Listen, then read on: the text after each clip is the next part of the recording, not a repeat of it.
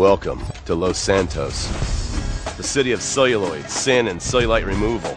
From dead starlets in Vinewood, to the gangbangers in Davis and Strawberry, and terracels in Chumash, to the drunken tourists in Del Perro Pier. It's time to take a look inside this cesspit of destroyed dreams, drug-addled degenerates, and deluded desperados that make up this great city of lights.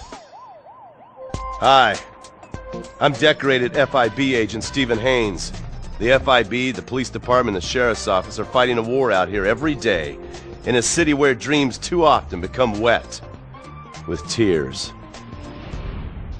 The Los Santos docks. This is where it all begins. The second largest port in the world, the great orifice of American capitalism.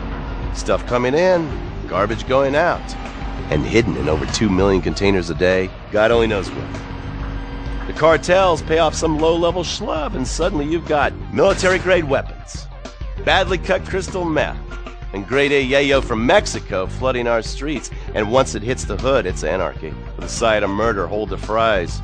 Or maybe the Chinese are slipping some of our high-security weapons systems in with the recycling, and we're giving up our national security for nothing? Who knows? Who cares? As long as the financial party continues, we'll just keep picking up the pieces. A word to the wise, kids. Never use PCP. It makes you want to punch cops or run around naked, and not necessarily always in that order.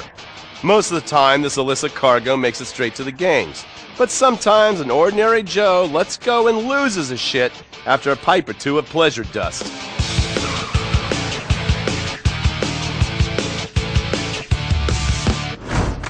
The Vagos. Bloodthirsty Chicanos with a predilection for pain, papaya juice, and spicy plantains. They're one of the largest Mexican street gangs in the city, with rumored connections to several major mafias. While half the battle out here is fought with guns, the other half is with informants. Sometimes you need to become the bad guys to bust the bad guys. Alright guys, let's go. When the ballas and the families aren't shooting each other, they're selling the dope that the junkies are shooting into their veins. The families love sports almost as much as they love banging. Flashy, arrogant, competitive, and aggressive, they are lifelong bitter enemies of the ballas. Wearing the colors of the feud or the corkers, the families call themselves Gang Green. Of course, like all families, they love a good squabble. Subdivided into sets, such as the Chamberlain Gangsters or the Carson Avenue set, it turns out the families love shooting each other almost as much as they love shooting ballas.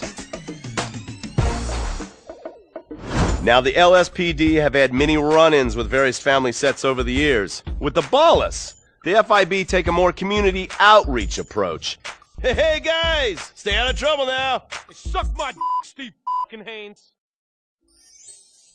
Now the ballas fly the colors of the Los Santos Panic, or the Boers, purple, because they are the bruise on the face of this city.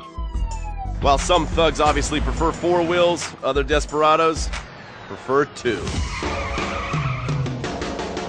Leather, exhaust, and drugs. No, this isn't an exotic S&M party. These are one of the nation's toughest outlaw motorcycle gangs, the Lost. Rumors are they get a new tattoo for every person they stab, and it's definitely okay for your motorcycle mama to show her breast to your friends. The FIB has been tracking the Lost for years. We've jumped from coast to coast and have spent more time in the Midwest than a tornado spotter. When they're not running meth, they're smoking it. Or so I hear, a dangerous new drug on the streets called toilet cleaner. And believe me, your toilet will be cleaned after you've smoked some of it. Of course, Vinewood being Vinewood, it's not all about leathery dudes trying to show off on their motorbikes or roided up gangbangers stuck in some 90s time warp. This is the town that made mass murder into nostalgia.